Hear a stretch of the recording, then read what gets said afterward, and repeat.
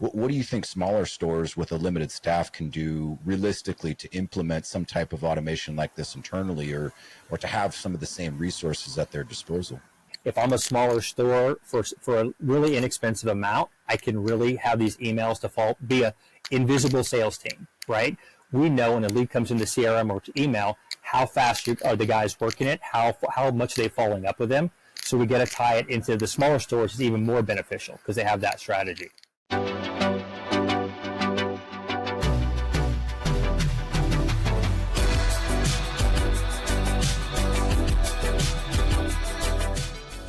Hi, everybody. Today's guest is Chris Yeloushan. He's the Vice President of Dealer and OEM Solutions at Rollick. Now, Chris here has worked with over 150 OEMs and 5,000 dealers across power sports, marine, and RV. Chris's focus is on building smarter digital connections between customers, manufacturers, and dealerships. And in this episode, I wanted to unpack what has really changed in the online buying landscape and how digital-first customers expect to be treated and why so many dealers are still treating leads like it's 2015. So if you've ever wondered why your online leads ghost you, or what separates the dealer from those that win and those who fail, this conversation is going to give you real actionable answers. So Chris, welcome to the podcast. First time, well, we talked like a million times before this, but first time podcast guest, and appreciate you coming on. Yep. Before we get tactical, Chris, let's just kind of get into your history of how you've been helping dealers and OEMs connect with today's digital-first buyers for years. How did you get started in this vertical? So I guess the funniest part, Jacob, is that I was born and raised in an outdoor recreation, outdoor equipment dealership, right? So I'm a fourth generation Tampa, Florida native. I grew up in the dealership with my family, sweeping floors, handling customers, working the service department, sales department, kind of everything. And back in the day, my father would put me out there on demos at 10, 12, 13 years old, demo products. When I got a driver's license, I would be delivering products and selling products off the trailer. So that's kind of got my start. How to treat customers and how they expect to be treated kind of got that way. And then, at that point, it's kind of been a whole lifelong dream is to how do we help dealers? We were a mom and pop dealership with 2 locations. The experience I learned as a kid, how do I help dealers grow? And help their new digital landscape. Back then, we had yellow pages, right? We didn't have the internet. So how do we adapt to that way was very important to me. Both dealerships were in Tampa. What were their names? Yeah, we had 2 locations in Tampa. One on each side of town. The dealerships? One was Tampa. It was Tampa Schwinn. One was Thrifty Bicycle Lawnmower. We did everything outdoor recreation, which was funny because we did, we talk about this. I listened to Sam and Tony's podcast where a lot of the guys were picking up mountain bikes, during the winter, during the slow season. We did all that. We were a Honda dealer, a John Deere dealer. We were a Schwinn, a Cannondale dealer. We bought and sold all kinds of ATVs and side-by-sides back then, Sea-Doos. We were primarily used as well. Back in the heyday. That's cool, That's cool. Back in the 80s and early 90s before I got out. I love that. And that kind of shaped your early understanding of the dealership life. And that's what also prepared you for your next venture, which was Car Gurus and then Rollick after that, right? Yeah, TrueCar. So we worked at TrueCar for about 10 years. Yeah, TrueCar was, the first kind of online buying platform where connected affinity groups like USAA and AAA and Sam's Club to those in-market consumers. So we were delivering those consumers to dealers, basically how the internet started. And that's how I got my start on this in this aspect. Awesome. Yeah. So certainly a long dealership life, not only as a vendor, but also working in the dealership. So let's kind of get into it, man. What do you think has changed most in how people are shopping for power sports in 2025 compared to just 10 years ago? Everything starts online. I would say probably 99% of consumers start their journey online. They generally go to the OEM website, right? Start shopping for information. They're going to YouTube. They're going to Facebook. They're going to all these sources to do research. And the consumer, Jacob, is so much more informed now. A lot of the consumers that I talked to on the road, I just did 10,000 miles over the summer, 28 states talking to consumers. And they are very well informed. They know the products extremely well, and they're coming to the dealership very informed and very, at that point, ready to buy, just depending on, what are the next steps for financing or paying cash. I couldn't agree more. It was many years ago, we were talking about multi-point attribution, which is just a fancy way of saying that a consumer will visit probably 10 different websites or have a couple different touch points before they even visit a dealership's website or inquire within. So, yeah, I mean, the OEM sites are huge. They want to hear it directly from the horse's mouth. And then they are doing their research kind of in this model of where can now I buy this? What's the price going to be? What are my financial options, cash or finance? Is there trade involved, right? All these things happen even before they raise their hand to that local dealer. What's challenging too, Jacob, is in our industry is in power sports. You can't test ride, most dealerships, you can't test ride a $30,000 side by side before you're going to buy it. You just can't do it, right? You can maybe ride around the parking lot. So our consumers are trying to leverage their friends and family if they have one. If not, they're going to YouTube. They're looking at multiple test ride reviews and trying to figure out, is this the right product for me? What brand do I pick over the other? Yeah, for sure. Yeah, it's a hard thing to try to make that next buying decision if you can't even take it around the block like you could a regular car or truck. This is certainly a different, unique challenge that we have in our industry compared to automotive, for sure. Now, Chris, previously you wrote that most dealers still treat leads like it's 2015. I've kind of seen the same thing. A lead comes in. Sometimes the dealer has a CRM. Most of the time they don't in some of the smaller shops. And someone at the dealership, not an assigned person in most cases, they kind of get to it whenever they can. Why do you think the culture in our industry here in power sports around lead handling is still kind of stuck in this old mentality? Yeah, Jacob, that's a great one. I mean, I think right now most of us are enthusiasts, right? So our focus has always been, living the dream, living the experience, and adapting right now because most of us, I'm in my mid-50s, most of the consumers now I'm talking to on the road are 20s and 30s. They don't even think of coming into a dealership first. They think of shopping first. They want the dealership to adapt, right, their way of shopping. Everything they buy, right? My son's 29. He does everything on his phone before he even engages with anything. So we have to treat the digital consumer different, right? Most of the guys in the show when I walk in are expecting us to walk in as an enthusiast and talk about the products, right? Unfortunately now it's not happening that way. These younger kids are not doing it that way. They want to engage online first. And we can't treat that online lead like we did in 2015. I certainly agree with you. That's the consumer that you're talking about, the younger 20 to 30, and that's how they want to engage with the business. But aren't most of the dealerships or other businesses also hiring that same age group? And wouldn't they kind of just inherently understand that this is the same people that we're talking to? Jacob, I hope that's the case. I'm not seeing it. Like I said, over the summer, I was in multiple different dealerships, and I'm walking in the dealership as a shopper. No one knows who I am. I'm walking as a shopper. And sometimes they're on their phone, sitting in the side of the room, not paying attention to me, don't even acknowledge me. Or my dealership, my father taught, as soon as I see a customer walk in, I walk up and greet them. How's your day going? Find something in common to start a conversation, not to try to sell them. So I think we have to adapt that mentality of these consumers are expecting a different buying experience. For sure. I was always taught at the dealership showroom floor that if you're within arm's length of one another or within a customer, or you make eye contact, right? Mm-hmm. Talk to them. It doesn't matter why they're there. Just greet them, make them feel welcome, and ask if you can help out in any way, right? Correct. So yeah, that a little bit of that is lost. When you say that the today's buyers are digital first, decision ready, what does that look like from their side? Can you dive down into that a little bit more and kind of help us understand a dealership's first impression? Does it match that expectation? Yeah, I mean, what we're seeing, and now we're really big into this digital retailing experience, right? If you give the consumer the tools online, they'll start moving themselves down the buying funnel much quicker. So they'll tell you if they have a trade-in up front before they even engage. They'll tell you if they want to finance or pay cash. They'll tell you if they're pre-qualified or want to check out. They'll tell you if they want to leave a deposit. We're seeing these consumers, if you give them that opportunity up front, they're going to move down the funnel and try not to have all that information. They want to focus on the product, not the experience. So if I've already told you all these things up front, let's focus on, hey, answer my question specifically, and let's design this deal. Let's set this deal up so I can get in and enjoy the product. This is experience, right? Let's focus on the experience, not on the process of the buying journey. Yeah, for sure. And Rollick has, thousands of dealers. Majority of them are in power sports and RV. But what else are you seeing from this type of trend, this digital retailing online, from the stores that are actually winning online right now? Yeah, I'm just seeing the engagement rates are so much higher, right? Consumers where dealers have adapted this digital engagement piece, the consumer engaged, almost, much higher percentages, things that we've never seen before. So how do you create that digital engagement up front? You got to give the consumer on your website or on your social media platforms. How do you give them that ability to engage digitally to start that buying journey? Yeah, for sure.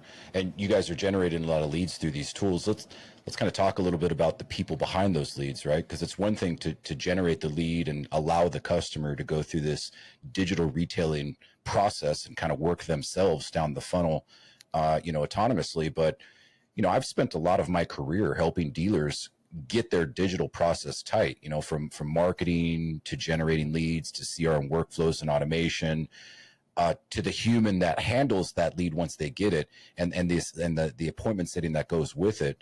And then, of course, the follow-up and follow-through, right? But most dealers are thinking technology is the solution to their problems, but technology doesn't fix bad habits.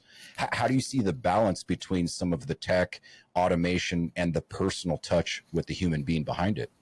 Yeah, and I think what we're trying to get to, and this is how we're kind of tied in some of the AI now, we're trying to create, and this is already being released, and I can share an example of one I saw yesterday, but we're calling it AI prospect lead summary. So it kind of summarizes the customers, what they inputted in the website, what they want to do.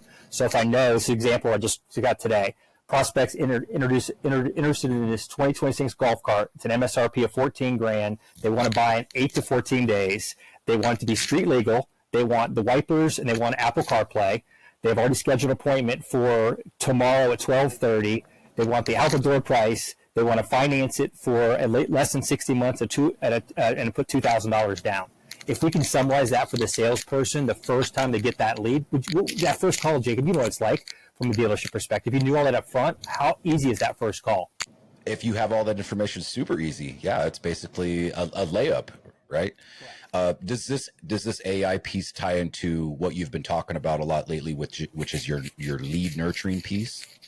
This is actually the digital engagement, so the Rollick Engage on the dealer website, right, where we give that information, that consumer to start that journey and put all this information up front. They're going to tell you if they want to buy in the first few weeks, if they want to finance, if they want to put money down. They're telling you that, so give them the ability to put it in there, and then once that lead comes up, we can share this prospect summary so that first call is there. The email nurture, Jacob, is when a customer puts a lead in. This happens all the time, and you and I both know this. They'll put a lead in, they're like, okay, I'm thinking of buying in the next 30 to 60 days. They'll ghost you. They'll totally ghost you. You call, you text, you email them, no response.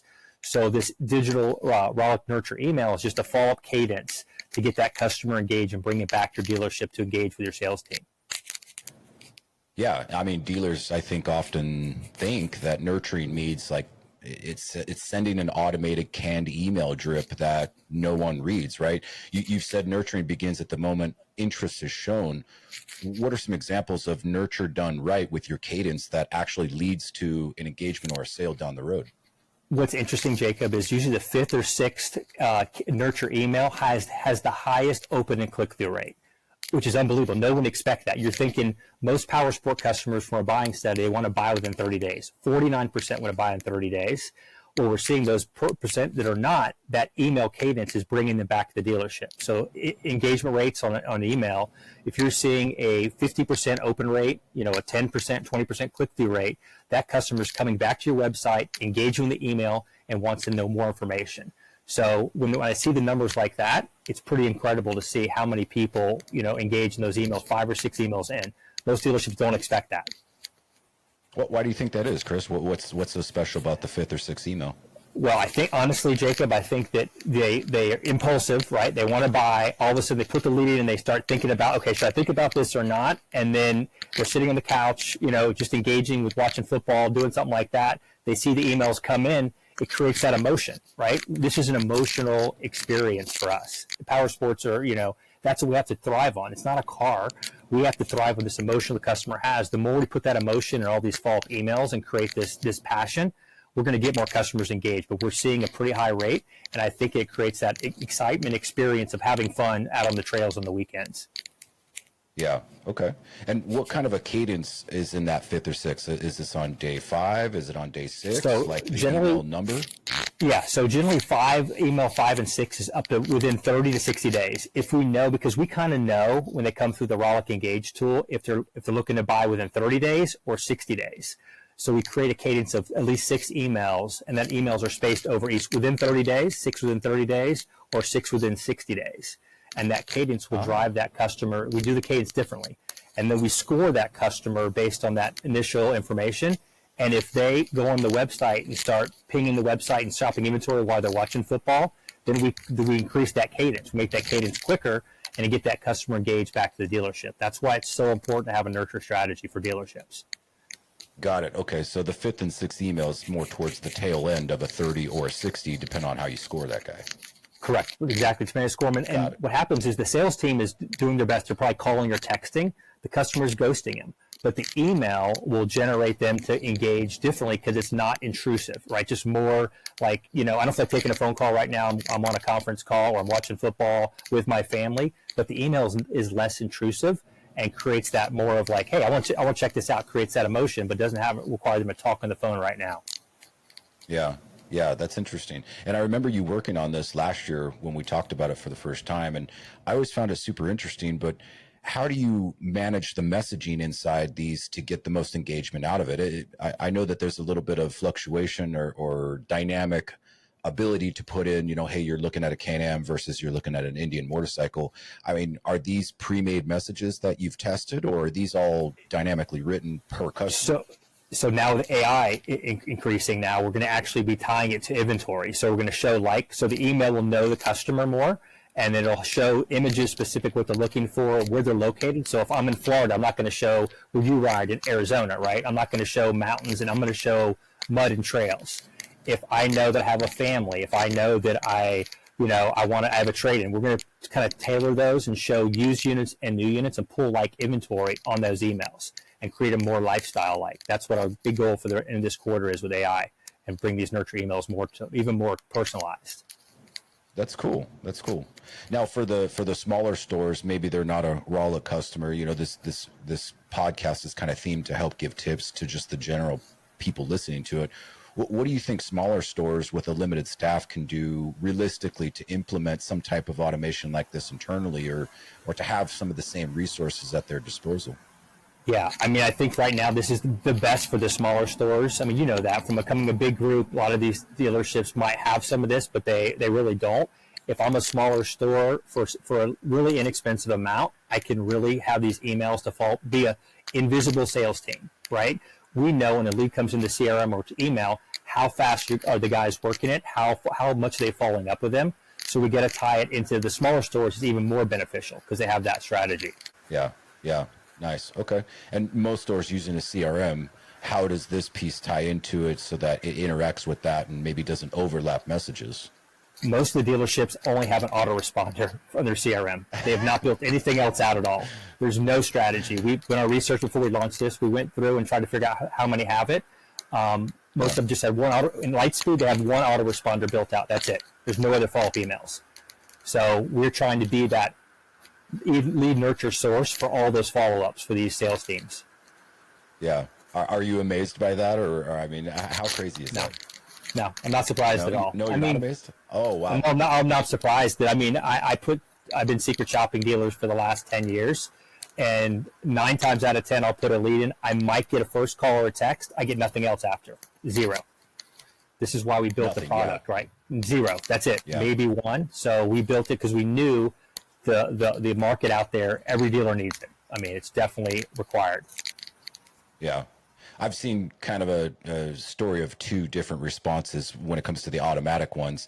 Either, like what you said, you get one auto response coming from the CRM, or you'll just get, bombarded by like 5 or 6, one from the website, one from the CRM, one manually sent by the salesperson, and that's a canned response. And then later it's a, personalized one, and they're all within, 5 minutes of each other. Right. So it's kind of the same for me. I see either one of the 2, but Let's talk about the response time since you brought it up. You might get a phone call, you might get a text. I often tell dealers like, hey, you snooze, you lose. This dealer or this customer shopping your dealerships.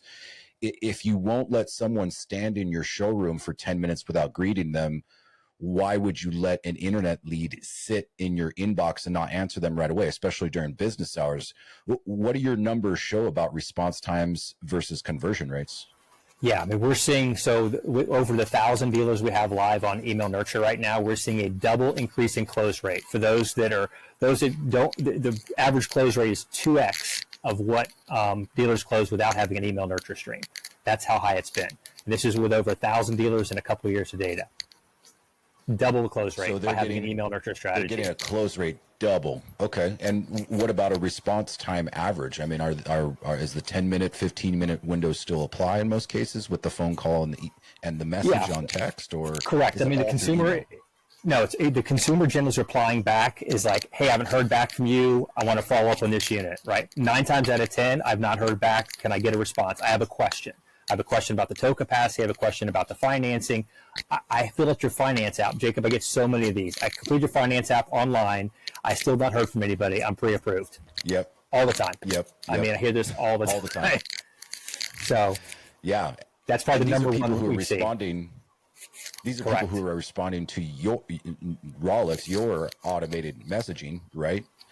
That say that stuff. Yeah, that's interesting. Okay. The responses go into the dealer, and what we're seeing, Jacob, is a lot of people reply to all on the email. So when they reply to all, we see a copy of it. So I can open my inbox and see 5 or 6 a day customers who replied to all and said, I filled out a finance app. I have a question. No one's called me back. Or I'll see, hey, thanks for your information. I went to the dealership down the street. I already bought. I see that a lot too, which is really scary to me. It does happen a lot. I mean, as we've conveniently put the finance app online, we certainly get a volume of it from the dealership's perspective, but still the priority of how the typical manager that processes or submits that for funding, they'll prioritize the dealer, the customer that's in the dealership showroom right now over these online applications. And there's an argument to be made. Hey, yes, that's the way you got to do it because this guy's buying right here now. This guy's not even here. But still, that there's no good process to kind of funnel these online apps in between the queues and say, all right, once you get done with this guy, then submit this guy, then submit this guy. Yeah. And then for certainly the follow up and the follow through to see, what it is we need to get the rest of this deal rolling. Yeah, because when in the email, the customer applies to a nurture email from Rollick, it goes right to their designated. They send it to their sales manager, their sales rep, whoever it goes to, we designate it with them, and then all you can do is follow up with that customer. They're telling you exactly what they want from their nurture email. Yeah, and these aren't like day 1, day 2 replies. I mean, a couple of weeks have gone by when they finally reply, hey, I've submitted my application. I still haven't heard from anybody. Correct. This could be 3 weeks, 2 weeks, and then we see. Sometimes I'll see 2 or 3 the same customer replying back the third one. Hey, you didn't reply back. I already bought elsewhere. Yeah. Okay. So they're very informative. Yeah. Well, the power sports buying journey. I mean, with some customers, it could take weeks or in some cases months. How can a dealer, after an initial submission by the customer to say, hey, I'm interested in this finance app or not, how can the dealer stay top of mind? During that whole time period to prevent shoppers from like drifting away or maybe losing interest? So what we've built, this is why we built this Rollick Lens and Score. So we can track. So depending if you have Lightspeed, you have Lightspeed here, and we have it integrated in there where you can actually subscribe to the service within Lightspeed and see the customer's shopping behavior, how many times they went to your website, what pages they looked at. You can see all that. And then the nurture emails, you can see those nurture emails as well. Them opening the email, clicking through the email, it's all visible there. If you don't have Lightspeed CRM, no problem. We actually have a Rollick backend console, and you actually can see the visibility there. So if you walk in on Tuesday and you want to see, hey, where's Jacob Berry today? You can actually go in the initial lead and see where he's been, how many times he's been on the website, and what he's been shopping for through our technology. So that's how a sales manager can manage their leads, sitting right doing it like that very easily. And are these just for Rollick leads, or are these for all of the different lead sources that a dealership would get? We can do with Rollick Lens and Score, Lightspeed. We can do all their leads. So if it's trader leads, if it's other leads coming from Trade Accelerate or something like that, we would score all their leads within Lightspeed CRM. Interesting. Okay. And track that behavior. And what are you seeing typically with the amount of, revisits to the site or looking at another vehicle again, or cross segmentation between vehicles? All the time. We're always seeing customers. You'll see pages, days, people coming on 7, 8, 9 at night, midnight, 1 o'clock in the morning, coming at night. Sorry, side-by-sides are going by in my property here. You see that behavior, that customer. You see them open the emails. It's so visible. We can see it months later, years later. You still see people doing it.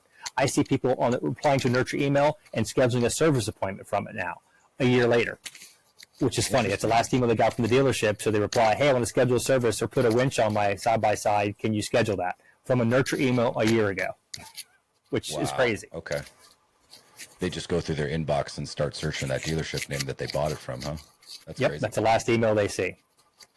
Well, I think that in your point is another glaring opportunity for dealers that post sale there should be something going out to the customer that just bought. Hey, thanks for your purchase. Here's a parts coupon. Here's a service coupon. We'll see you in 3 months for your first service. Something like that. And in most cases, you're seeing not even that, right? Yeah, we're actually, so we're bringing this out in the next month. We're actually going to bring post-sale nurture. So I was at a couple of dealerships over the summer, and they're like, they bought a $30,000 side-by-side. I saw them come in for their first service, and they have a roof, a windshield, they have mirrors, they have a light bar, they have a radio. They never bought it from my dealership. So our goal now is, if you have the Rollick nurture, we're going to include it into post-nurture, and we're going to try to nurture these customers 1 to 3 years after the purchase. So we can bring them in for parts, accessories, service, and then another unit, right? It's a great way to bring them in the dealership for their accessories and then also buy another unit or trade up another unit. Yeah. I like what you guys are building. I mean, you seem to be approaching it from some big opportunity points that maybe the dealer just has not quite figured out yet, or if they have, they haven't done it very well. But let's kind of go back to the new leads, right? We've been talking about the new leads. One gets generated from your tools or otherwise. There's some kind of nurture programs. We get to the point of a sale, right? When we look at dealerships across the country, most will average a 10 to 20% close rate, right? Which really means there's an 80 to 90% unclosed rate. What do you think is a good strategy that dealers can do with all these monthly unclosed leads or unresponsive leads? And what's the simplest way that a dealer can use all this data that they have in their CRM, they have in their DMS and other prospect lists to make better follow-up and retention decisions without needing a huge marketing team to help them out with that? Yeah, I mean, the technology is there today, Jacob. I mean, it really is. I mean, you have a good CRM and you have a nurture strategy. All of those customers that didn't purchase, as long as you're following up with them, leveraging the email nurture strategy. What's cool is, like I said, you can go back to some of those old customers. I give an example. It's a rainy day. The dealership is dead. Why not go into your CRM and we flame score each of the customers? So you can actually sort by flame. You can say 1 to 5 flames. You can actually go in and say, okay, I'm going to pull up all the past leads that came in last month or the month before. Pull me all the flames that came up, 1 to 5. It changes every day. So you can go pull a 5-flame customer. You can see they put a lead in 2 months ago, but now they're actually shopping on your website. You can actually give them a call. Like, I'm going to call this guy today. He's been engaging. He's looking at these particular units, these 3 units on my website. Why don't I call him and see how he's doing? Don't be creepy. We did a website, how not to be creepy, but you can at least engage with the guys like, oh my gosh, this dealership knows who I am. They know I'm actually on there. Now I'm interested in buying. So it's there. How do you have your sales team leverage that within your CRM or your nurture strategy? Okay. Well, I mean, that's certainly showing the opportunities through the technology. I love that piece. But when you make the call as a salesperson, what do you say? Yeah, I mean, it's very simple. It's hey, Jacob, I haven't talked to you in a while. It's been a while. Are you still writing? You hopefully got some little discovery information about the customer. Put a little notes in the CRM like, hey, he rides on the weekends in Ocala, or he does something different. Hopefully build that relationship first, but start a conversation, just checking in. Hey, I'm calling from, Chris's Power Sports. I'd love to show you the new Can-Am Maverick that just came in. Have you heard about it? I'm going to go ahead and send you a YouTube video or a video I just did in my showroom. You want to check it out. Things like that. We're not engaging that way. Or social media. So, okay. Well, tell me about social media. What are some tips and tricks that dealers can take away from this to do social media type advertising? It kills me every day to think with our industry, we're not doing a social media video on dealership every day. I would be, if it was my dealership, I would be, have my sales team doing a walk around video of one unit a day, highlighting it and posting it on my channels. It works significantly well.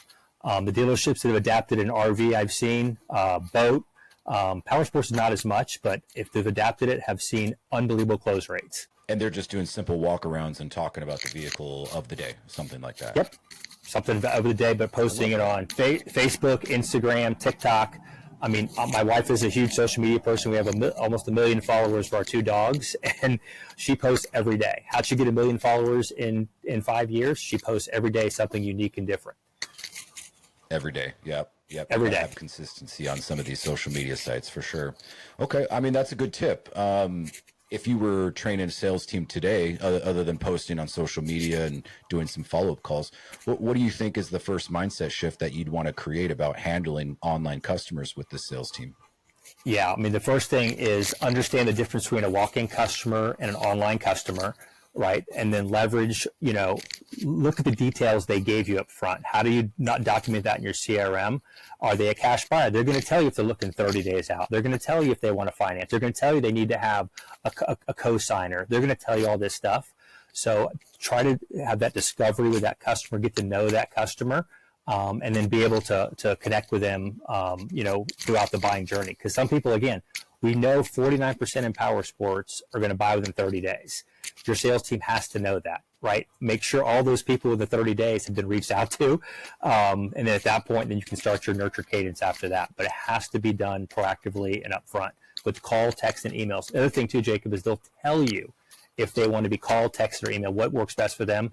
Listen to that. No more. I get so many customers frustrated because they want to text and everybody keeps calling and pulling up their phone all day long. We have to listen to their preferred method of contact. It's a huge opportunity for us to build that trust with that customer right off the bat. And answer their questions. I mean, I've also seen statistics that 8 out of 10 leads, if they have a comment box, most people will ask a question through it and it never gets answered in the initial response. 9 out of 10. I mean, we're seeing it that high. 9 out of 10. I mean, all the ones I see, all the emails I see from the nurture responses, they have at least one question. Most of them have average 3 questions specifically about what they want to know. So, and don't just answer the first one, look at all 3 and answer each 3 to address their needs. Yeah, Chris, previously you shared that loyal customers returning with friends or family. Why do you think so many dealers miss those types of opportunities, and how can they capture more referral type business or repeat business after the fact? The best dealerships and our family dealership as well, we had a referral special, right? We call it a bird dog. If you bring me a customer, they buy, I'll give you $200, $300. We did that our whole life. If you don't have a referral bonus program for friends and family, I recommend, or do accessories. Don't have to do money. Hey, I'll give you, up to $300 on anything in my parts or accessories, or the first free service. I'll do something like that. That will generate repeat people following up. It is huge in this industry, and very few dealerships do it. Yeah, and oftentimes referrals are the easiest customers to close because they have a trusted source telling them, hey, this is where you should buy your thing. And yeah, for sure. If you look at even as a comparison to how much it costs to acquire a new customer, I mean, it's, $800-900, and would you rather spend that on $300 on unloading some parts or gear in the accessories department to gain that customer? For sure. Yeah. Okay. All right. Well, Chris, you said a lot. Let's kind of keep talking about looking ahead, right? You've mentioned AI a couple times. You mentioned how this is really kind of shaping how our personal touch will be evolving through the digital communication. How do you see everything with AI, texting platforms, or automation? What's the real progress versus some of the hype that we see?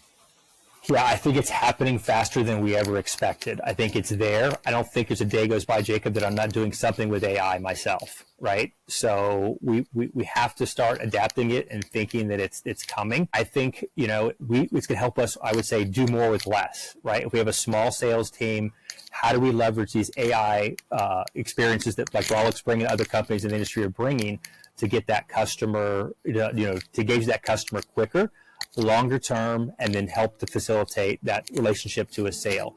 They're going to give more information. How do you leverage that to that first conversation is really impactful to me.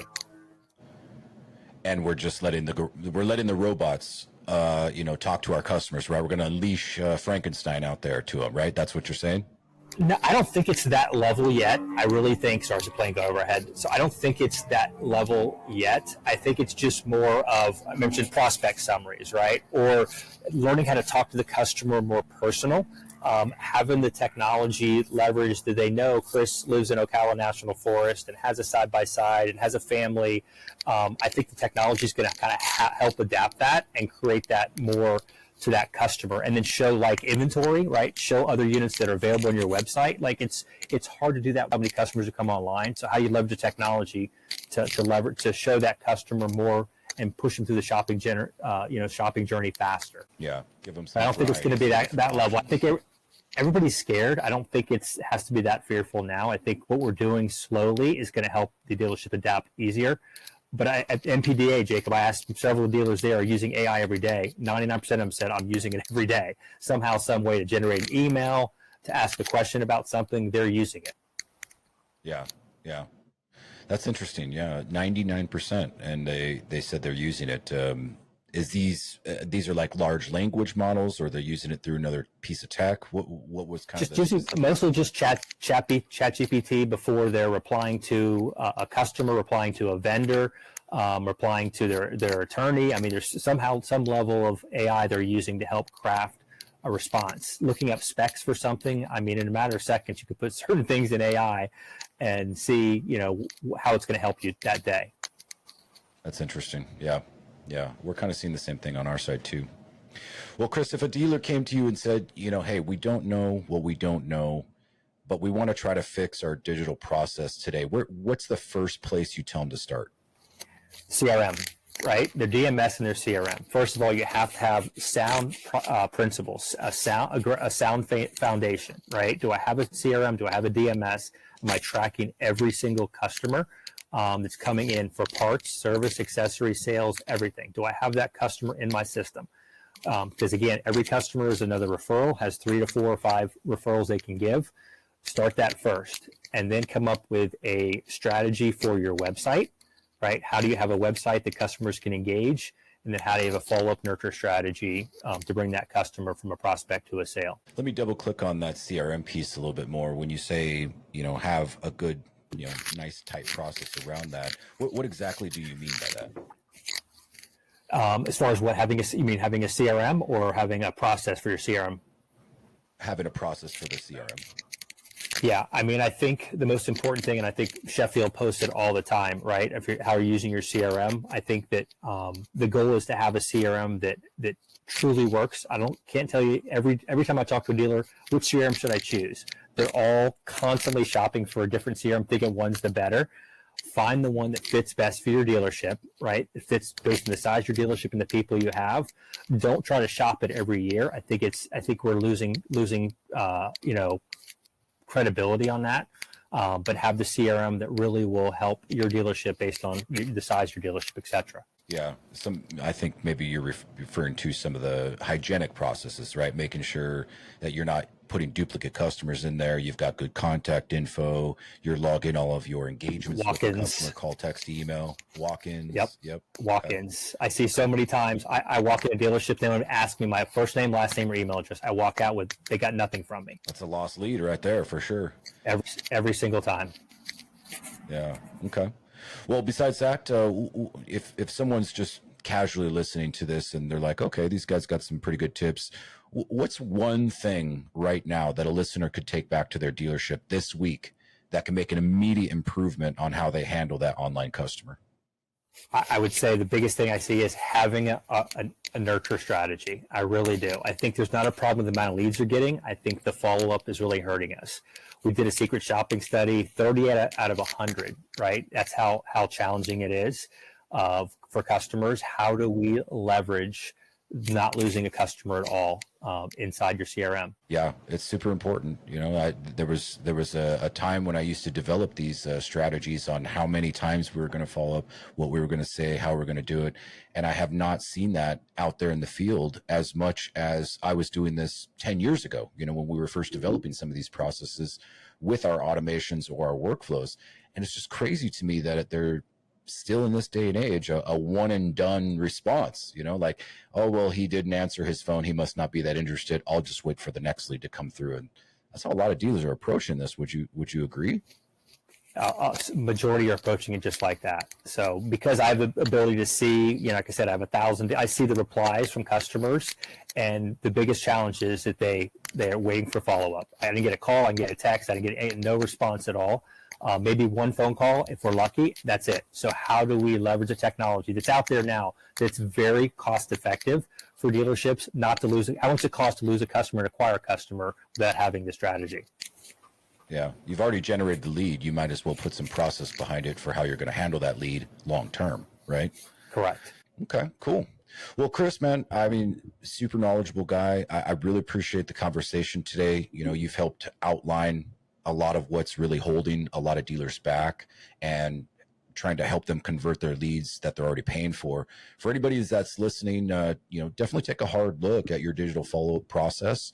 Audit your timing, your messaging, and how your team really handles the first 5, 10, 15 minutes of how that new lead comes into your system and what you're doing with it. That's where most of the stores are losing the sale, according to you, Chris.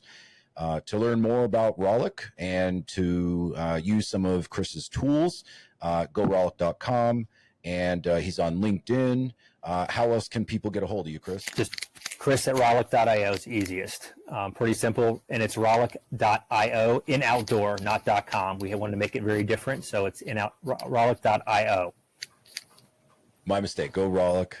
Or just Rollick? Just rollick.io. Go Rollick is we have a marketplace platform too, that we have like Sam's Club and AAA members, but that's kind of for our consumer facing. But if you want to reach out to me directly, just Chris at rollick.io, or rollick.io has all of our buying studies, all the case studies, everything we talked about here in depth of data to prove exactly what I'm saying in this podcast. That's it. All right, everybody. Well, thank you again, and we'll see you next time. Thanks. Still guessing what to pay on a used bike? Still holding aged units that just won't move? It's time for a real system. Moto Hunt's ultimate used inventory playbook shows how the best dealers are finding better inventory, pricing trades right, and turning used bikes faster with fewer mistakes and more margin. It's short, real, and free to download right now. Visit dealers.motohunt.com to grab your copy or check for the link in the notes.